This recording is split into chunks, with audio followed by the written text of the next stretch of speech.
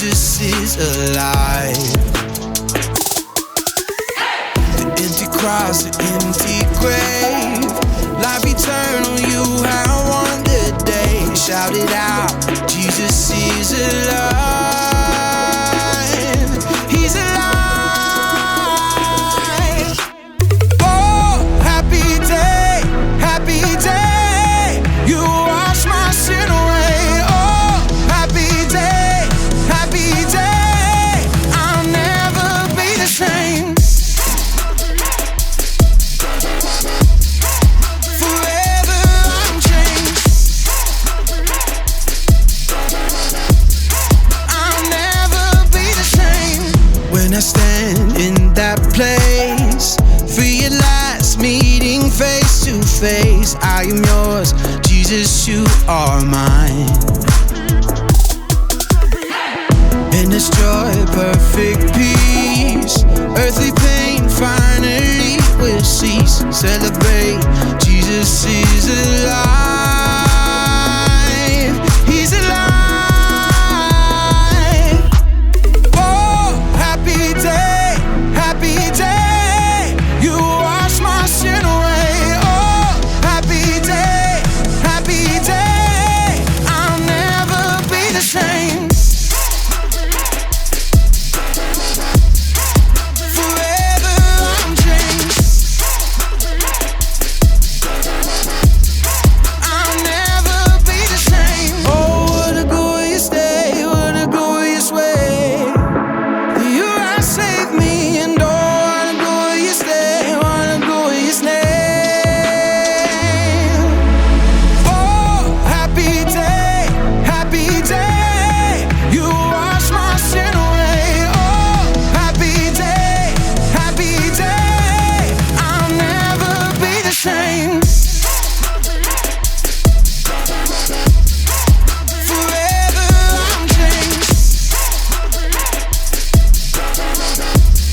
I'll never be the same.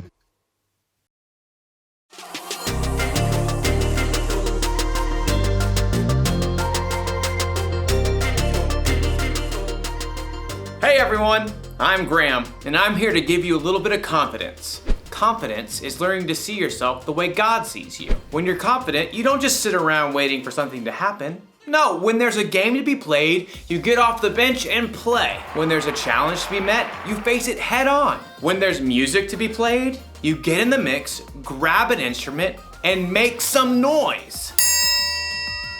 See what I mean? Confidence. Believe it or not, some people think the triangle isn't that important of an instrument. The band could get along just fine without it. But we know better, don't we? I mean, how else would you know when someone on TV had a good idea? Or how would you know when someone had the right answer on a game show? The answer is the Yangtze River. And of course, who can forget the dinner bell? Come and get it! Sometimes something that doesn't seem important can make a big difference. And in today's story, we'll see how God used someone who didn't think he was important. And that someone's name was Gideon? Right, Gideon. See you in a bit. The Bible. It's 66 books of history, stories, letters, and poetry that fit together to form God's one big story. The epic adventure of how He created us and loves us so much that He made a way to rescue us. As we travel through the Bible, from Genesis to Revelation, we discover people who met God and found their lives changed forever.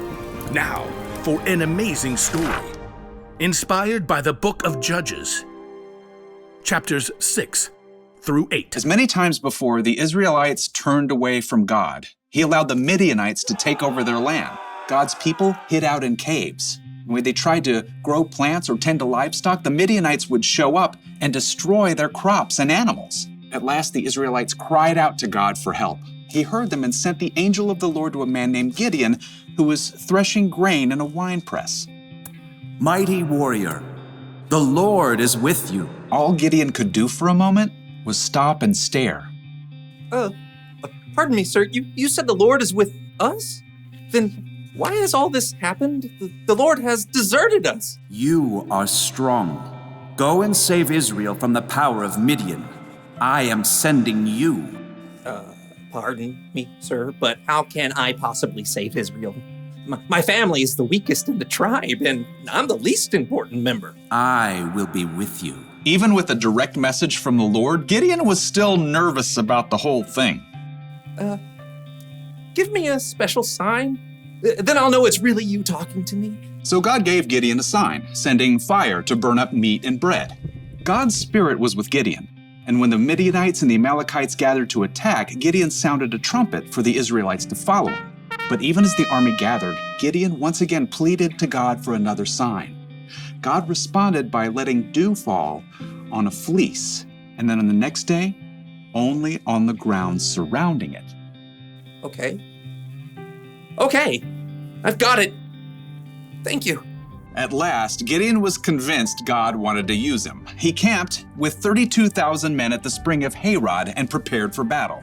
Here, God spoke again. I want to hand Midian over to you, but you have too many men. Too many? Israel might brag, my own strength has saved me. Announce to the army, those who tremble with fear can turn back. Gideon did just as the Lord instructed. There, Lord. 22,000 men have gone home. Only 10,000 left to fight. There are still too many men. Have you seen the Midianite army? Take the men down to the water. There I will reduce the number of them for you. Even though it must have worried Gideon to lose more of his army, he did just as the Lord said. Field trip to the lake, everyone! At the water's edge, the Lord said, Some men will drink the way dogs do. They will lap up the water with their tongues. Separate them from those who get down on their knees to drink. Gideon watched carefully. Most men got on their knees and drank directly from the water, but 300 men cupped the water in their hands and lifted them to their mouths to lap. So, God, I send those 300 men home and keep the other 9,700, right? With the help of the 300 men who lapped up the water, I will save you. Let all the other men go home. Okay. Yes. Gideon sent home every single person in the army except those 300 men. Get some sleep. Tomorrow we will figure out what's next. That night, the Lord spoke to Gideon once more. Get up. What? I'm awake. Gideon stumbled out of his tent. Below, the campfires and torches of the enemy armies covered the entire valley. So many. Like a swarm of locusts. Go down to the camp. Listen to what they are saying. After that, you will not be afraid to attack. Wondering if he might be dreaming, Gideon snuck down the mountain to hover in the shadows at the edge of the camp. He could hear voices from a nearby tent. I had a dream. A round loaf of barley bread came rolling into the camp. It hit the tent with great force and knocked it flat. Wow, but that can only be the sword of Gideon from Israel. God has given him the whole camp. Gideon listened in shock.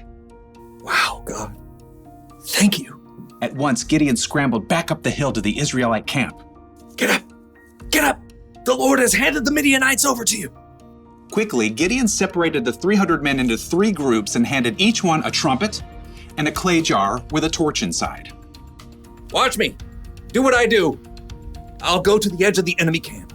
Then we'll blow our trumpets from all around the camp and shout, "For the Lord and for Gideon!" Gideon and his men headed quietly down the slope, fanning out in groups to surround the vast enemy camp. Okay, get ready.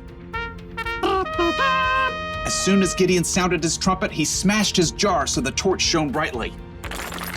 The other 300 men did the same. For the Lord! A sword for the Lord!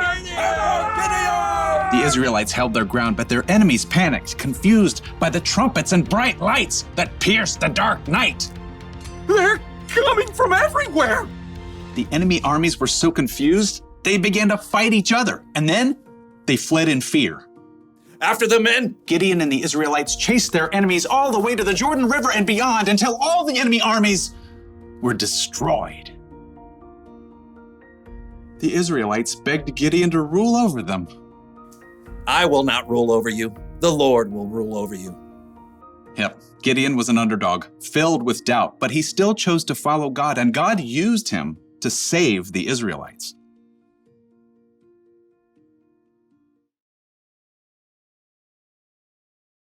According to Gideon, he was the least important family member in the weakest family of his tribe. He certainly didn't think God would use him to lead an army to victory over their enemies, but sometimes God uses people who don't seem important to make a big difference. You see this all through the Bible. Think of Jesus. He didn't pick the strongest, smartest, and most holy people to be his 12 closest friends. He picked regular guys, fishermen and tax collectors to be his disciples, and they went on to make a huge difference in the world. Hey, maybe that means God can use someone like me too, or someone like you. We don't have to know everything. We don't have to be important. God can do big things through us. Maybe he can use you to help a friend who's having a bad day. Maybe he can use you to solve a problem in your community.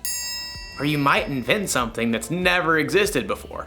You might not think you're that important, and you might not think you're ready to make any kind of big difference. But the truth is, God thinks you're important, and he's totally ready to use you for something amazing. That's the one thing to remember today. God can use you no matter what. Knowing that should give you a little confidence. Why is my mouth watering? Oh, must be dinner time. I'll see you around.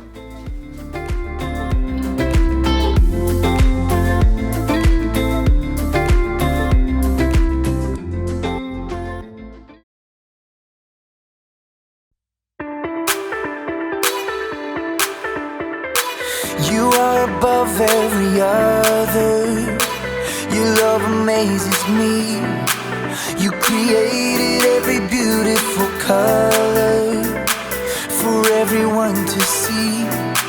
I want the world to know, I want my life to show just what your love has done for me. In your love I'm free, in your love I'm forgiven, forgiven. Your love it makes me sing, your love it gives me a reason to lift my voice, yeah.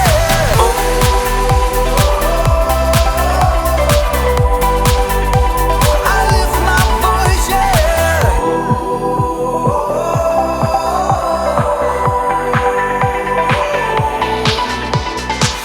You are the giver of all things good and perfect. I give you all of my praise, God, 'cause only you deserve it. I want the world to know, I want my life to show just what your love has done for me. In your love I'm free,